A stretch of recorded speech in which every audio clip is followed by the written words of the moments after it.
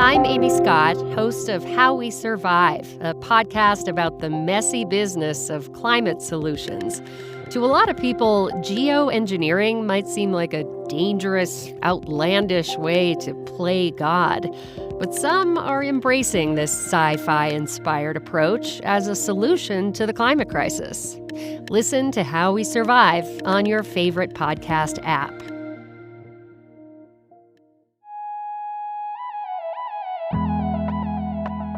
You're listening to the Climate Dispatch podcast, presented by Sierra Club California and Angeles Chapter and Stranded Astronaut Productions. Available everywhere you listen to podcasts, we cover the stories of the climate crisis, from celebrating the wins to breaking down our fears, all while sharing collective hopes for the future. I'm Taya Jeanette, and today we're back for a part 2 on the Sacramento-San Joaquin Delta, the heart of California's water supply, the threats facing this important ecosystem, and the fight to restore it. On our last episode, we introduced you to the Sacramento-San Joaquin Delta, California's largest estuary and the source of a majority of Californians' water supply. If you missed it, I'd recommend going back and having a listen to get a feel for how unique this place really is. Today, we are taking a deeper dive into the threats the Delta is facing, with a focus on the Delta Tunnel Project. This tunnel, or conveyance project, seeks to divert more water from an already ecologically fragile ecosystem. Up in Northern California, we took a tour through Stockton with Restore the Delta, where we learned about the biggest issue impacting the Delta: flow. Water flows are habitat, and when the Delta doesn't have enough of it, in come harmful algae blooms, threats to the 750 species that rely on this ecosystem, and water quality concerns for the residents surrounding it. Restore the Delta tells us they're fighting against the Delta Tunnel Project, working to restore this area to what they know it can be, and implementing real water and climate resilience projects. Back with Morgan Snyder, Director of Policy and Programs at Restore the Delta, I asked her to tell me about the history of the Delta Tunnel Project. I'm actually going to start with what's known as the State Water Project. And the State Water Project currently exists. It's been constructed. It was constructed in the 1960s, but it's a series of canals and levees that divert water from Northern California all the way down to LA. The California State Water Project is how 2/3 of Californians get their water from the Delta today.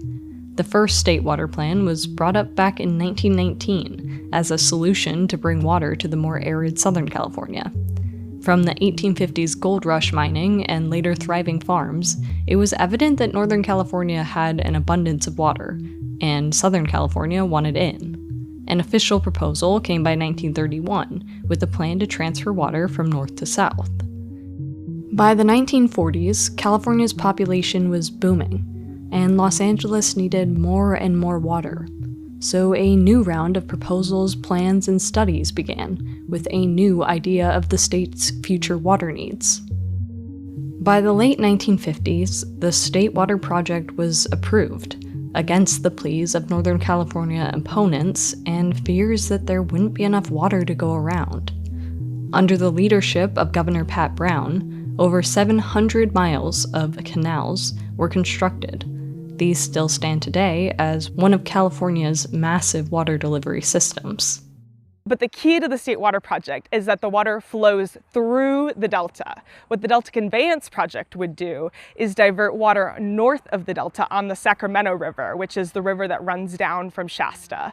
And so it would take water upstream, put it through a 45-mile-long pipe that would connect to the southern end of the State Water Project, and then would export the water to Southern California. So the real concern is that it is diverting all of these freshwater flows that would ordinarily go through the system. Since this project was completed, the need for more and more water to drier areas of California has only continued. Years after the construction of the State Water Project, Pat Brown's own son, Governor Jerry Brown, attempted to continue his legacy with a brand new tunnel project. So originally it was called the Peripheral Canal, and that was going to be an above-ground canal that would similarly divert water from the northern delta to the southern delta pumps. That project was killed via referendum. It was actually on the ballot. And collectively as California, we said we do not want this project. 62% of voters decided against this new project in 1982, with a coalition of Northern California farmers and environmentalists agreeing that this could be detrimental to the Delta ecosystem. Still, with the clear lack of voter support, the idea for this water project has lived on, taking on a rebrand with new names and reasonings behind it. Several years later, they came up with the Bay Delta Conservation Plan, which was sort of a veiled attempt to get this tunnel project through. They were like, we'll do all of this great conservation work and also build this pipeline that's going to divert water from Northern California to Southern California. That was sort of the inception of the Delta Conveyance Project. The Delta Conveyance, or Tunnel Project, was first submitted as a way to restore the Delta, with a goal of habitat restoration. But this came without any actual concrete plans or tangible steps to do so. Today, Governor Newsom is continuing to push forth this project, despite opposition from tribal communities and environmental advocates. The tunnel would divert water further north of the Sacramento River and take over half the amount the State Water Project currently diverts, only adding to the issue of adequate flow. The single massive tunnel that can divert over 6,000 cubic feet per second of water. Wow. Yes. Okay. And just so for context, the entirety of the State Water Project can divert 10,300 cubic feet per second. So that is like over half of the current capacity of the State Water Project. There's a number of sort of different threats that arise with the Delta Conveyance Project. First and foremost, we see a threat to water quality. By diverting more water from the Delta, freshwater flow will reach an increasingly low amount. That means worsening water quality for communities surrounding the Delta, more of the harmful algal blooms mentioned last episode that are harmful to humans and wildlife, and threats to the many species that rely on this ecosystem.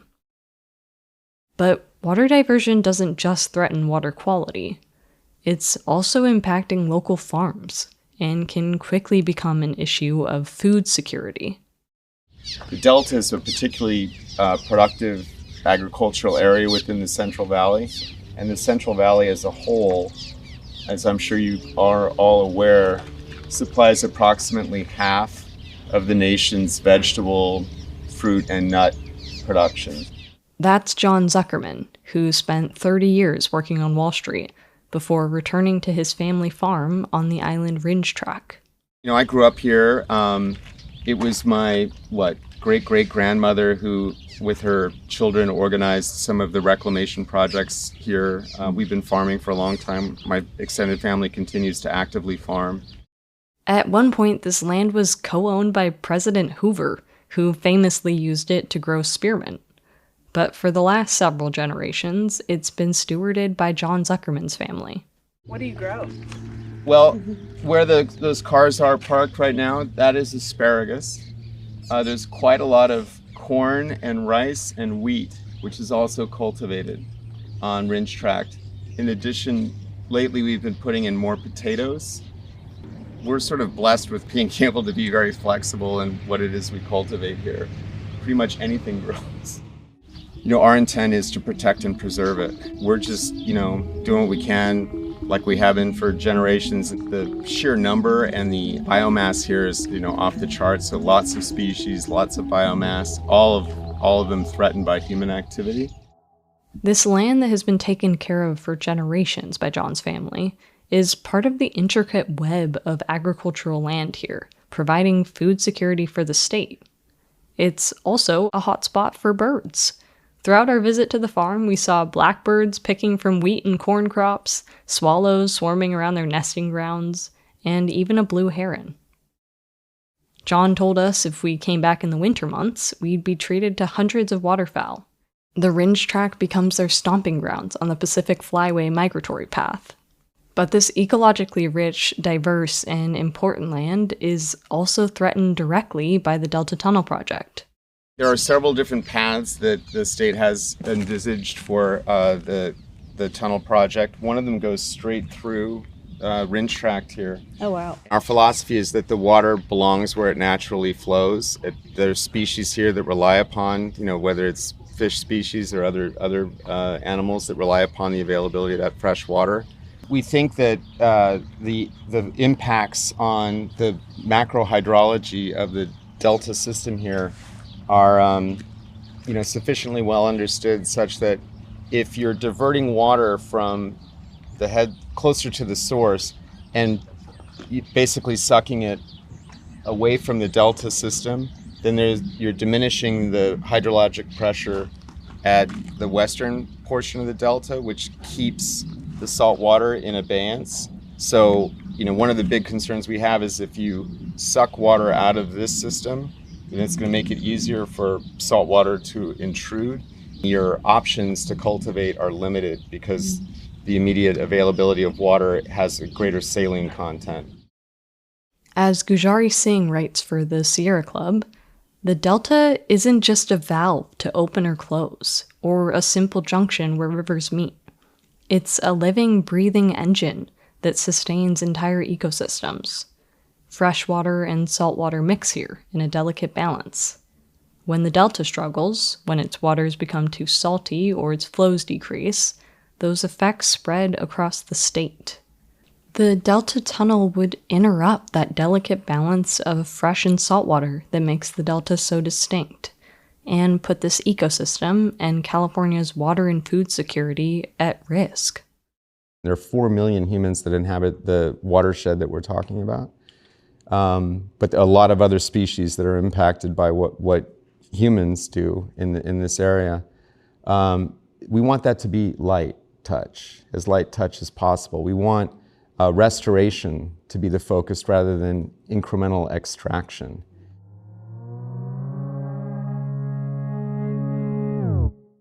Have you ever wondered what businesses are doing, or should be doing, to confront climate change? The award-winning podcast Climate Rising from Harvard Business School is tackling these questions and more, with over 1 million downloads today. Recently named one of the best environmental podcasts by Earth.org, Climate Rising offers an exclusive glimpse into how entrepreneurs, business executives, and policy leaders are addressing climate change. Each episode explores cutting-edge strategies from climate storytelling and marketing to decarbonization and beyond. If you need a place to start, dive in with their 4-part miniseries about regenerative agriculture and why it's increasingly central to conversations around climate resilience, farm economics, and food system risk. Follow the Climate Rising podcast on Apple Podcasts, Spotify, or wherever you get your podcasts.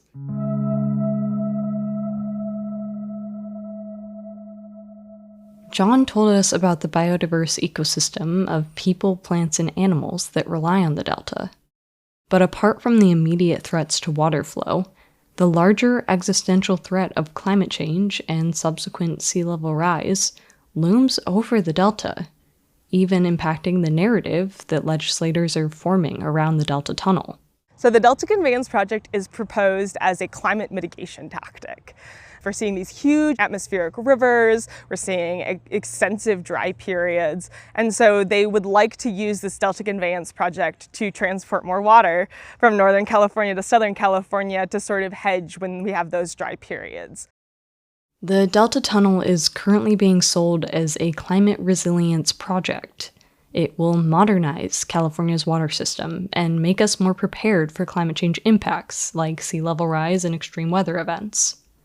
On the Delta Conveyance Project website, you'll see highlighted right on the front page, if the Delta Conveyance Project had been operational this year, 585,000 acre-feet of water could have been captured through May 28th.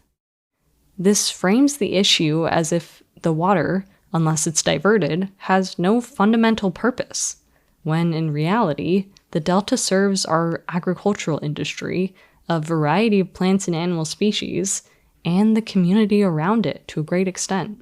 Realistically, a giant infrastructure project is not the most adaptable. And so what we would need to see, what we're advocating for, is more resilient local solutions. And we understand and are fully amenable to the fact that we're going to be transporting water from Northern California to Southern California. That is a necessary part of our water conveyance system, but the Delta Conveyance Project actually is taking money away from those local solutions. They say it's a $20.1 billion project, according to DWR. Other experts, other economists, put it at $60 to $116 billion. So that's a lot of money that could be invested in local solutions on the ground in LA and San Diego, across Southern California, that would actually make Southern California more resilient to climate change. Large-scale infrastructure projects take immense amount of time and resources, and as Morgan laid out, they detract from public investment in localized solutions. Our climate is changing, and there's an ever-increasing demand for water locally. We can't deny these facts, but we can imagine solutions that are rooted in community and local changes for long-term resilience. There's a lot of conversation around water recycling right now. Metropolitan Water District is looking at Pure Water Southern California, which would invest heavily in sort of those water recycling, stormwater capture, other alternatives to capture those heavy rainfalls when we see them, and to recycle the water that we already have in our system. So those are opportunities that would build Southern California into a more resilient water place. And Restore the Delta has partnered with a lot of our Southern California partners to work on these solutions. We partner with Sierra Club California, we partner with LA Waterkeeper. We're continuing to build those networks and collaborations because the conversation is really important. If Southern California can become more water independent, it would require less imported water, which currently makes up 50% of SoCal's water supply. Los Angeles imports over 80% of its water supply. Improving stormwater capture and water recycling and efficiency plans would be a huge step in making Southern California more resilient and sustainable, especially against incoming climate change impacts. Taking the pressure off of Northern California, and namely the Delta, from supplying the state's almost entire water supply means these systems could focus on improving their own infrastructure instead of catering to ever-expanding projects. Existing infrastructure is declining in the Delta, from makeshift levees built in the late 1800s to early 1900s. The current California aqueduct that we rely on for water could lose 87% of its capacity over the next 20 years without upgrades. Even scarier, if an earthquake, which we have a pretty high chance of having, were to hit the Delta region, California's water supply could be halted. The Delta Tunnel project actually situates itself as a solution to these threats to water supply, offering resilience in the face of earthquakes and climate change impacts. But in reality, this project does little to actually address earthquake concerns. Upgrading current infrastructure, like the degrading levees, and focusing on localized water resilience, that's water security. That's how we protect our water supply.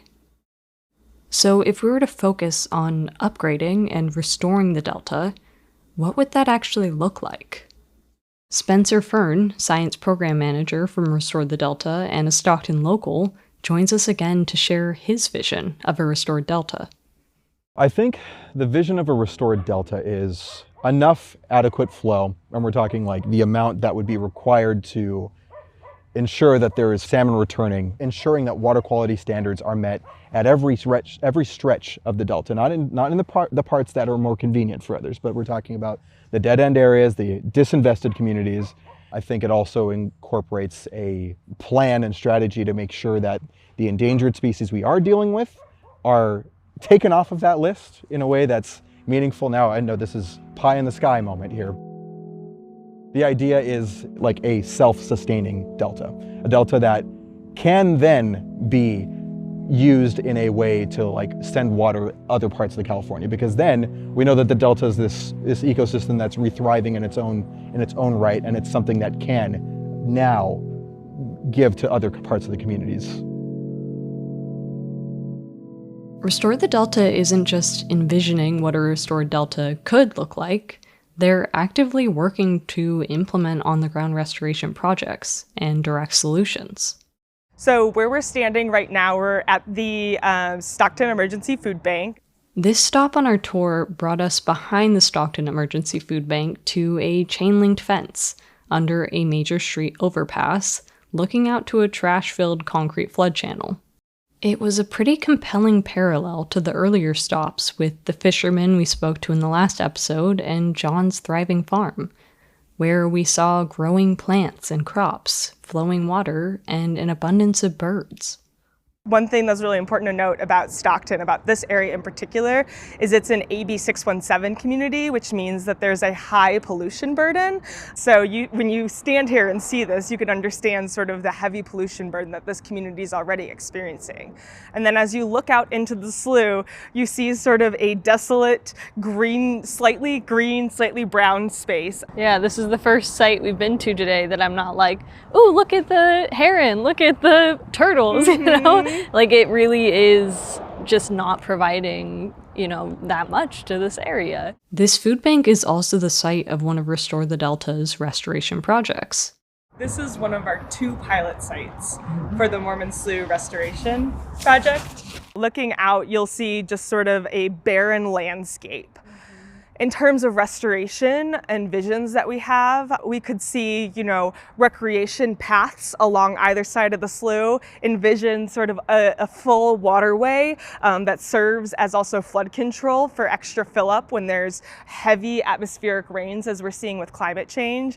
And so this slough was dewatered in the early 1900s. So there's actually a diverting canal on the Mokelumne River further upstream, although there is no water in the slough, as you can tell. There is one watered portion of the slough closer to the deep water shipping channel. And the idea of restoring and investing in the slough came out of 2023. For my non-Californians, you may or may not remember the storms of 2023 appearing on your social media feeds and news feeds. It was a historic and record-breaking year for rainfall and snow, and caused pretty severe storm damage from flooding and power outages. The increased intensity and frequency of atmospheric rivers and extreme weather events is tied to worsening impacts of climate change, and that year was a glimpse into California's potential future. The storms cost the state $3 billion in damage repair bills, and opened up the conversation for how we can become more resilient as a state. There were a number of atmospheric rivers that caused all sorts of flooding problems. And so we got interested in the slough at first as a flood control measure. Yeah. And then it dovetailed more broadly into an investment in community. How can we invest and restore these sites to uplift economic vitality for the community, create more opportunities for recreation and for the community? So there's all sorts of benefits that we see coming out of restoration, but the slough runs all the way through Stockton. And on the east site, there's actually a number of kids that have to cross to get to the elementary school. So it's a safety hazard as well. And so there's all sorts of added benefits as you think about the broader picture. And so we've developed this Mormon Slough Restoration Association that's made up of governmental entities, other NGOs, tribal partners, and we are collectively building this vision for what the Mormon Slough could look like. Restore the Delta is opening the restoration project up to a collective visioning from the community, inviting Stockton residents to share what they want the slough to become. We're inviting the community to come and share their vision and what they would like to see in terms of restoration. And we've done all sorts of additional research. And so we're bringing the information that we've collected to the community so that they can then share what they'd like to see. We're hoping that this will be a grassroots effort to build and restore the slough for the community, with the community in mind. But even with community and partner support and a dedicated team, this won't be a quick project. I mean, it's a long-term project. We're hoping to eventually see the slough rewatered. But again, that'll probably be, 10, 15 years in the future until we can get there. But in the meantime, we hope to start doing small pockets of development to slowly revitalize the slough. While waiting on permits, Restore the Delta continues to work towards small-scale restoration, including community plantings and implementing a bridge for the elementary students who have to cross the slough. And these 2 sites we're hoping serve as a model for larger scale restoration, right? It's a 6-mile slough. So eventually we'd love to see the whole of the slough revitalized. And, I would love to see a bike path running all the way up and down the slough. So that long-term vision will hopefully come out of these 2 pilot sites that we've identified as primed and ready for that immediate restoration.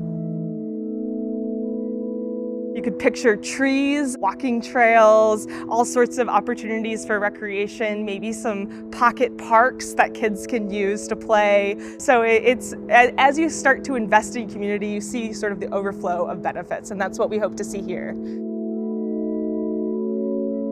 Restore the Delta is continuing to push through these large-scale visions of what the Delta could be and how it can better serve the community that relies on it, while fighting plans for a tunnel that would only put further pressure on the degrading Delta.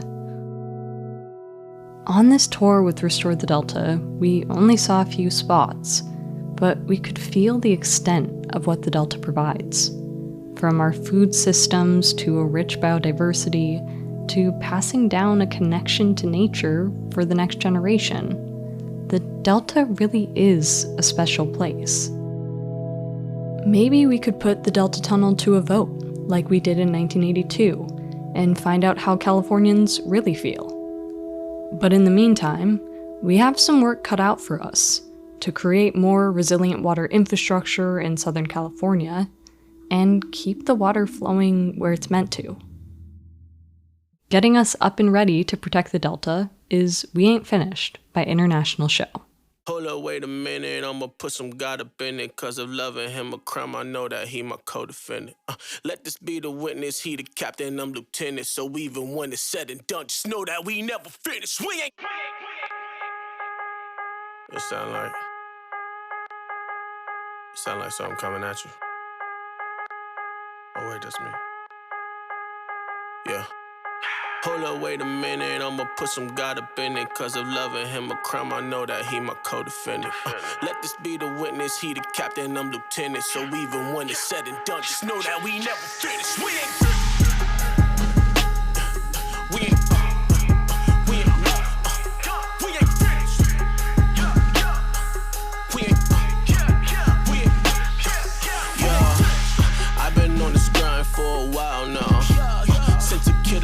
made the crowd wild.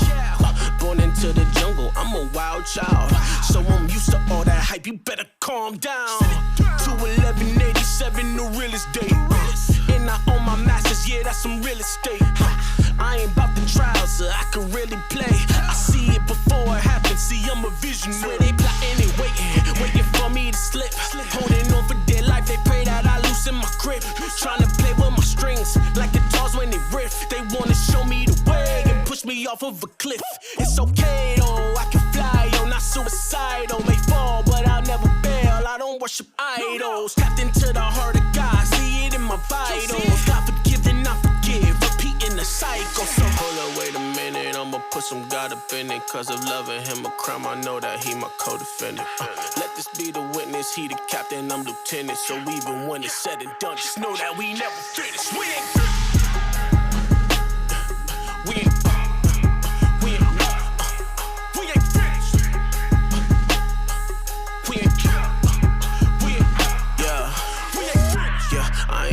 copy, I'm an innovator, yeah. Smooth with the moves, such a figure skater, yeah. Getting mine now, not a second later. Recognize the real, we ain't got no room for imitators. Blessings flying in on autopilot, it's all aligning. Hustle every time, you know I'm about that multiplying, yeah.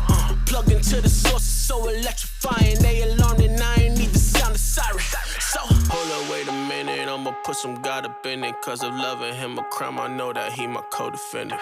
Let this be the witness, he the captain, I'm lieutenant. So even when it's said and done, just know that we never finish. We ain't